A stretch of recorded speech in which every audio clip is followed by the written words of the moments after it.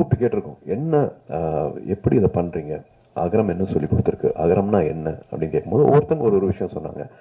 அதுல ஒரு தங்கை வந்து அகரம் தான் நான் தான் அகரம் அப்படிங்கிற மாதிரி சொல்லிச்சு. என்ன சொல்ற புரியல அப்படின்னு சொன்ன கேட்கும்போது, இல்ல சூழல் வந்து எல்லாமே ரொம்ப சேலஞ்சிங்கா இருக்கும், எதுவுமே வந்து கிட்டத்தட்ட எதுவுமே சரியா இருக்காது, சுத்தி இருக்கிறது எல்லாமே தப்பா இருக்கும், பட் எல்லாத்துலயும் என்ன நடந்தாலும் வந்து எப்படி வந்து ரெசிலியன்ஸோட இருக்கிறது, எப்படி நம்பிக்கையோட இருக்கிறது, எப்படி பாசிட்டிவாவே இருக்கிறது, வாழ்க்கையில எது பெருசு அப்படிங்கறத வந்து முடிவு பண்ணிட்டு எது வேணும் அப்படிங்கறத வந்து தீர்மானிச்சுட்டு அதை நோக்கி மட்டுமே போகணும், எந்த காம்ப்ரமைஸும் பண்ணிக்காம நம்ம நினைச்சதை அடையிறது எப்படி அப்படிங்கறத வந்து அகரம் சொல்லி கொடுத்துருக்கு. நான் தான் அகரம், அகரம் தான் நான் அப்படிங்கிற மாதிரி சொல்லிச்சு. அது அவ்வளோ,